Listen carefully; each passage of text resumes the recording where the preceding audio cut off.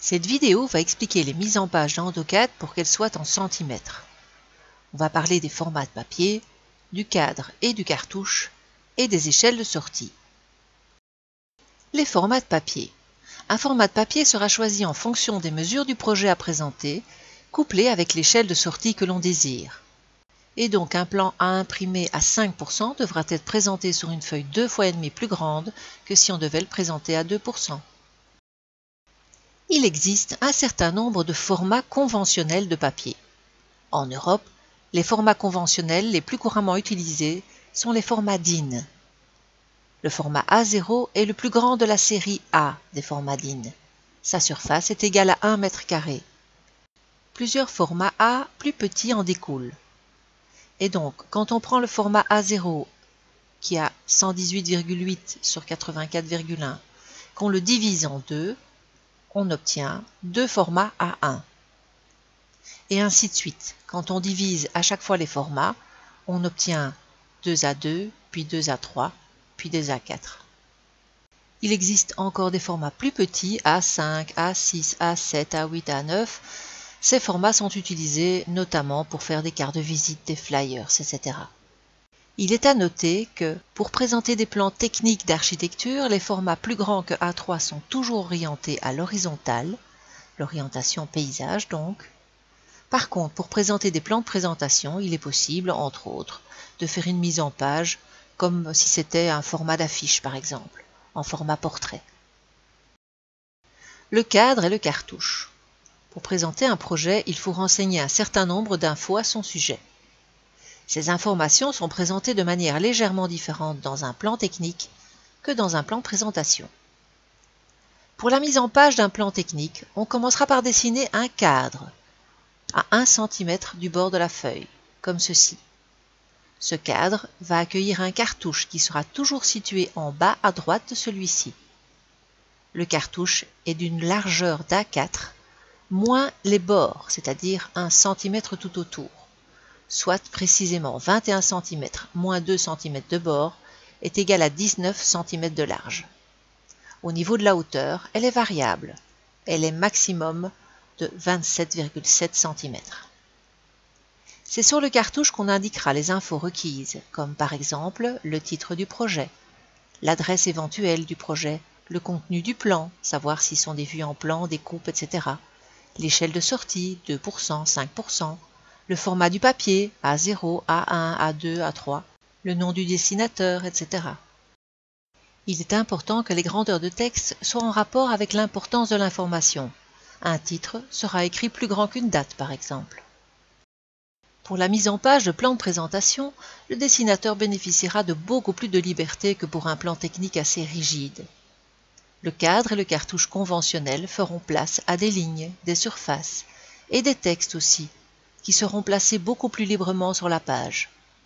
Les éléments de mise en page, lignes, textes, etc., devront être au service de l'esthétique de la page. Là aussi, une certaine hiérarchie dans les grandeurs de texte sera à respecter en fonction de l'importance de l'information qu'elles indiquent. Les échelles de sortie. Pour les plans d'architecture d'intérieur, les échelles les plus souvent utilisées sont 2 et 5%. L'échelle à 2% est utilisée en général pour les plans d'avant-projet où l'on montre les grandes lignes du projet, sans trop de détails. 2% revient à dire que 2 cm sur le dessin équivalent à 100 cm en réalité, soit 1 mètre. Ça équivaut aussi à dire que 1 cm sur le dessin est égal à 50 cm en réalité. Donc 1/50 est égal à 2%. Dans AutoCAD, il faudra mettre 1,2.50 pour avoir une échelle de sortie à 2%. L'échelle à 5% est utilisée pour montrer tout le projet plus en détail. 5% revient à dire que 5 cm du dessin est égal à 100 cm en réalité, soit 1 mètre. Ça revient à dire aussi que 1 cm sur le dessin est égal à 20 cm en réalité, et donc 1/20 est égal à 5%. Dans AutoCAD, il faudra indiquer 1,2.20 pour avoir une échelle à 5%. Attention, dans AutoCAD, l'unité de l'espace de présentation est exprimée en millimètres. Par contre, Un architecte d'intérieur dessine toujours ses plans en centimètres. Il y a donc un décalage de 10% entre l'unité d'encodage et l'unité de l'espace de présentation. Pour contrer ce décalage et avoir ainsi l'espace papier en centimètres également, il faudra ne pas oublier de mettre l'échelle générale de la mise en page à l'échelle 10:1. Le système de mise en page dans AutoCAD. Le travail dans AutoCAD met en scène deux espaces bien distincts. L'espace objet, ou Model Space en anglais, et l'espace de présentation, ou Layout. L'espace objet, ou Model Space, est un endroit illimité où on dessine tout le projet. La vue en plan, les coupes, le plan de situation, les détails. L'espace de présentation, ou Layout, c'est l'espace où on met le projet en page. On y dessinera le cadre, le cartouche, des fenêtres de présentation. On pourra également y ajouter des photos, d'éventuels textes supplémentaires. Une fenêtre de présentation dans AutoCAD, c'est comme une fenêtre percée ou un trou dans l'espace de la mise en page où l'on peut apercevoir l'espace objet à travers. C'est le même principe qu'un passe-partout en photo. Il est à noter qu'il est possible de mettre une échelle de sortie différente pour chacune des fenêtres de présentation. Dans AutoCAD, j'ai ici un plan que je vais mettre en page à 2% et à 5% pour vous montrer la différence. Et ici, j'ai un plan de situation que je vais mettre sans échelle, mais pour qu'il apparaisse plus ou moins à 10 cm sur 10 dans la mise en page. Alors, je suis dans l'espace objet, où j'ai dessiné donc tous ces éléments, et je vais maintenant dans l'espace de présentation pour pouvoir faire la présentation. Donc, je clique sur le Layout 1 ou Présentation 1. Je suis dans l'espace de présentation, je vais maintenant donner une dimension à cette feuille. Donc je viens ici sur l'onglet de présentation et je fais un clic droit avec la souris et je vais dans les gestionnaires de mise en page ou Page Setup Manager. Donc ici je vais modifier. Je vais ici mettre DOEG to PDF, c'est l'imprimante sur laquelle on va se baser pour pouvoir faire la mise en page. Le DOEG to PDF me permet d'avoir accès à toute une série de formats de papier. Ici, je vais aller chercher l'A0 dans la liste.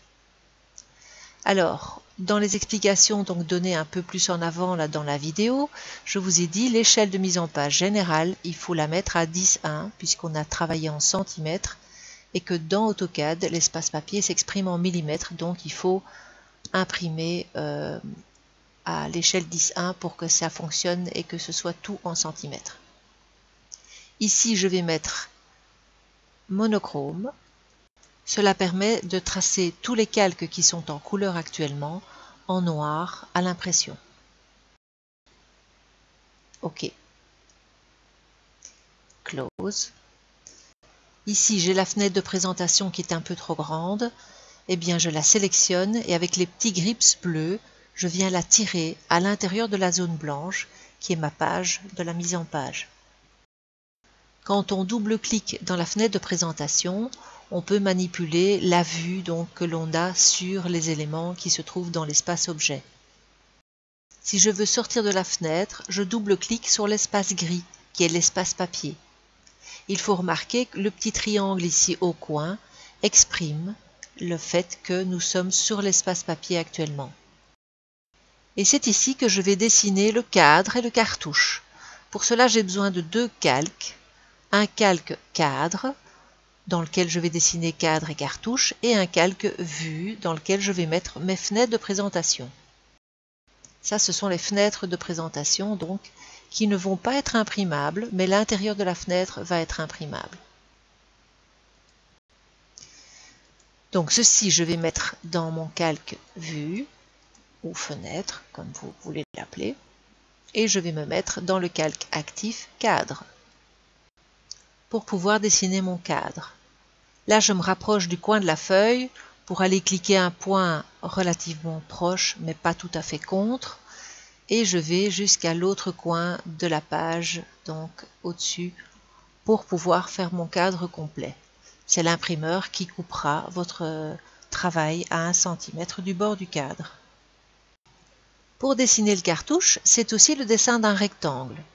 Pour cela, vous allez cliquer sur le coin inférieur droit du cadre pour commencer le rectangle.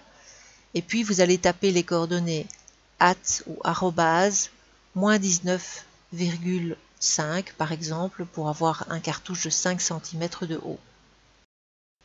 Donc, on a le cadre, on a le cartouche, on a aussi une fenêtre de présentation que je peux redimensionner à tout moment. Je peux également copier une fenêtre de présentation ici à côté et que je vais aussi réduire. Et je vais faire une troisième fenêtre de présentation en créant une de toutes pièces, comme ça je vous montre. Vous allez dans l'onglet Layout et vous allez cliquer sur Rectangulaire et vous cliquez les deux coins opposés de la fenêtre. Voilà, et je la mets dans le calque vue. Pour la mise à échelle, vous double-cliquez dans la fenêtre et vous venez ici en dessous pour pouvoir mettre la bonne échelle. Pour les 5%, je mets un 20, comme ceci, et je peux bouger ma vue, voilà ce que ça donne. Et pour les 2%, je mets un 50.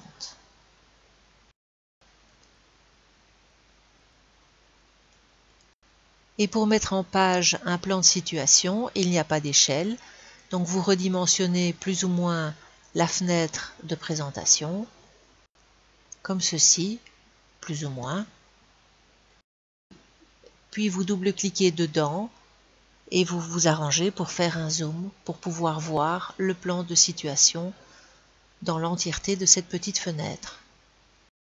Vous pouvez toujours à tout moment déplacer les fenêtres dans l'espace papier.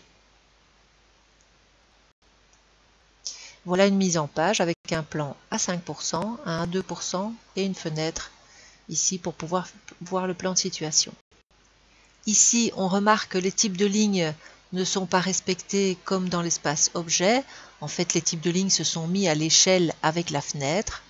Pour éviter cela, vous double-cliquez dans la fenêtre et vous tapez PSLT Scale. Vous mettez la valeur 0 et puis vous tapez Region pour pouvoir régénérer la vue et obliger AutoCAD à prendre en considération les informations que vous venez de lui encoder.